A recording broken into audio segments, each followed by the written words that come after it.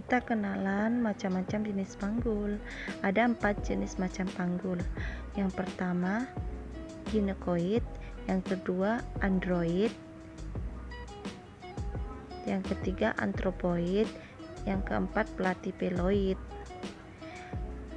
Baiklah, di sini yang pertama ginekoid. Jenis ini kebanyakan dimiliki oleh wanita. Ciri khasnya berbentuk oval dengan jarak kanan ke kiri lebih besar daripada depan ke belakang. Kemudian yang kedua android, yang umumnya dimiliki oleh pria. Yang ciri khasnya rongga panggul sempit berbentuk hati.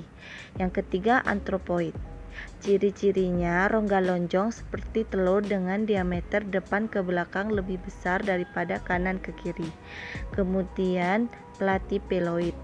Rongganya pipih dengan diameter kanan ke kiri jauh lebih besar daripada depan ke belakang. Selanjutnya kita masuk ke kerangka panggul ya. Yang pertama ada tulang sakrum, yang kedua ada ilium, yang ketiga ada ischium, yang keempat ada pubis, yang kelima koksigis. Sebenarnya koksigis termasuk juga dengan bagian dari sakrum.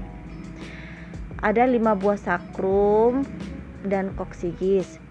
Selain 2 itu, di tulang sakrum terdiri dari tulang yang menonjol yang disebut promontorium. Kemudian perbatasan antara sakrum dan ilium disebut articulatio sacroiliaca, gabungan antara tulang sakrum dan tulang ilium karena terdapat di antara tulang tersebut. Kemudian kita masuk ke tulang ilium ya. Pertama ada crista iliaca, kemudian ada spina iliaca anterior superior dan spina iliaca anterior inferior. Kita bahas dulu tentang anterior superior dan anterior inferior ya. Jadi, anterior di sini artinya adalah depan, posterior bisa diartikan belakang. Sedangkan superior artinya atas dan inferior artinya bawah. Mudah kok cara menghafalnya. Kemudian kita lanjut ke tulang ischium. Di tulang ischium terdapat acetabulum, rongga yang bernama obturator foramen, dan tulang yang menonjol di dalam ini namanya spina ischiadica. Lalu yang terakhir os pubis atau tulang pubis. Nah, yang di tengah-tengah namanya symphysis pubis dan yang ini namanya tuberculum pubis. Dan itulah kerangka-kerangka panggul yang harus kita ketahui. Kemudian kita lanjut ke diameter apa saja yang ada di rongga panggul ya. Yang pertama ada diameter conjugata transversal, yaitu jarak terjauh melintang pada linea terminalis dan jaraknya sekitar 13 cm. Conjugata yang kedua adalah conjugata vera, yaitu jarak antara belakang symphysis pubis ke tulang promontorium, jaraknya kurang lebih 11 cm. Dan yang ketiga ada conjugata obliqua, yaitu jarak antara sacroiliaca ke titik pertemuan antara conjugata transversal dan conjugata vera, lalu diteruskan hingga linea terminalis untuk jaraknya lebih kurang 12,5 cm. Nah, selanjutnya pembahasan yang terakhir ya, yaitu bidang-bidang Hodt, di mana bidang Hodt di sini berfungsi untuk mengetahui sejauh mana penurunan kepala pada saat proses persalinan. Bidang Hodt biasanya ditentukan dari perisa dalam. Nah, selanjutnya bidang Hodt yang ke-1 adalah garis lurus pada tepi atas symphysis pubis ke tulang promontorium. Bidang Hodt yang kedua garisnya sejajar dengan Hodt 1 namun terletak di bawah symphysis pubis. Kemudian Hodt yang ketiga sejajar juga dengan bidang Hodt pertama dan kedua namun terletak di spina ischiadica baik kanan maupun kiri. Nah, yang terakhir bidang Hodt yang keempat garisnya terletak di os sigis. Nah, itulah pembahasan anatomi panggul. Terima kasih. Selanjutnya anatomi kepala bayi ya. Ada 3 bagian anatomi kepala bayi. Yang pertama wajah, tengkorak, dan sutura-suturanya. Yang pertama ada os nasal, di sini juga disebut dengan tulang dahi. Kemudian os zygomatikum tulang pipi, os nasal tulang hidung, os maxillaris tulang rahang atas, os mandibularis tulang rahang bawah. Di sini tulang rahang bawahnya lagi patah. Di bagian kepala bayi ada tengkorak. Ada os frontalis, terdiri dari 2 bagian, kanan dan kiri. Kemudian ada os parietalis. Di sini juga ada 2 bagian, kanan dan kiri. Ada frontalis depan, parietalis belakang. Kemudian ada tepi belakang 1 buah yang disebut os occipitalis. Ada os temporalis disebut tulang pelipis, terdiri dari 2 bagian.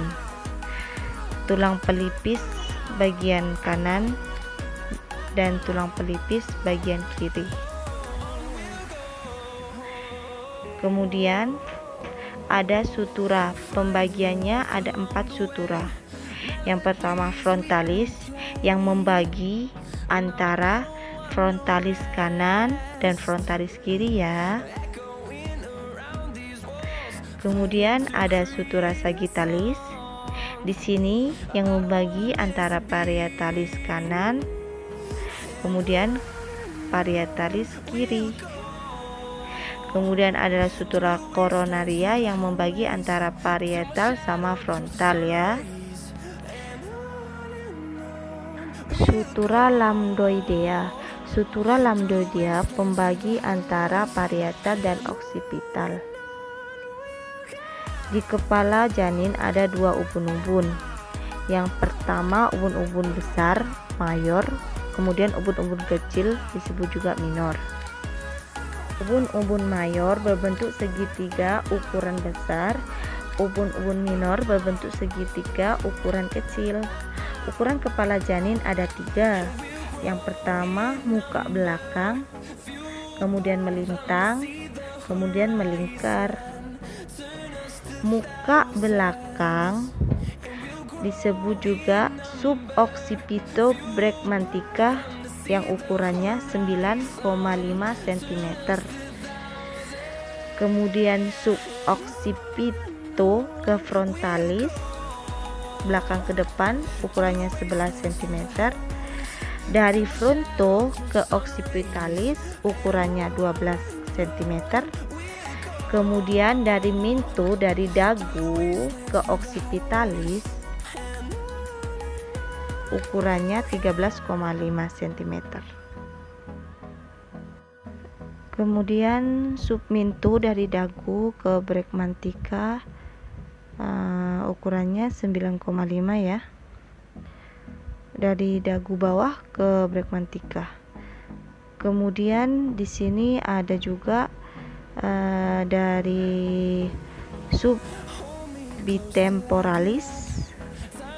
Di sini dari temporalis kanan ke temporalis kiri ukurannya 8 cm ya, disebut dengan bitemporalis. Kemudian biparietalis dari parietal kanan ke kiri ya, ukurannya 9 cm. Bagian melingkar ada 3 circumferentia. Yang pertama circumferentia suboccipitobregmantica. Seperti ini posisinya ya, ukurannya 32 cm. Kemudian circumferentia frontal occipitalis, tulang dahi ya, seperti ini, ukurannya 34 cm. Tulang dahi ke occipitalis bagian belakang. Kemudian circumminto occipitalis dari dagu ke occipitalis, dari dagu ke occipitalis ukurannya 35 cm. Selanjutnya kesimpulan dari anatomi kepala bayi dan sutura-suturanya. Di sini bagian dahi disebut temporalis, bagian dahi ya. Kemudian parietalis, occipitalis, dan temporalis, serta sutura-sutura. Di sini sutura sagittalis, kemudian ada sutura frontalis, kemudian ada sutura coronaria, kemudian ada sutura lamudea, serta ada ubun-ubun minor dan ubun-ubun mayor. Demikian kesimpulan dari bagian-bagian anatomi kepala bayi. Terima kasih. Selanjutnya mekanisme persalinan normal ya. Mekanisme persalinan normal. Penurunan kepala sejajar dengan bidang transversal atau yang disebut dengan engagement, yaitu kepala bayi memasuki pintu atas panggul, kemudian dengan adanya his, kepala bayi berada di atas simfisis pubis dan promontorium dengan sutura sagittalis melintang dan kepala melakukan fleksi ringan atau putar rotasi dalam. Gerakan putaran kepala bayi 90 derajat. Kemudian kepala bayi melakukan ekstensi, yaitu dasar occiput menempel ke inferior simfisis pubis. Kemudian pengadahan kepala bayi mengadah ke atas. Selanjutnya rotasi atau putar paksi luar, yaitu setelah kepala bayi lahir. Kemudian kepala bayi memutar kembali ke arah punggung. Kemudian terjadilah ekspulsi.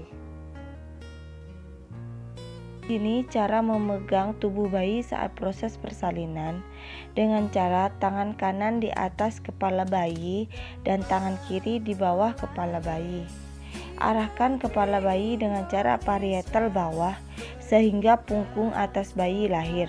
Setelah punggung atas bayi lahir, lakukan parietal atas, kemudian arahkan kepala bayi ke atas, sanggah kepala bayi dan punggung bayi dengan tangan kanan. Posisikan kepala bayi dan jempol serta telunjuk kanan, lalu kemudian susur sampai ke kaki, lalu jepit kedua kaki bayi, kemudian lahirlah bayi.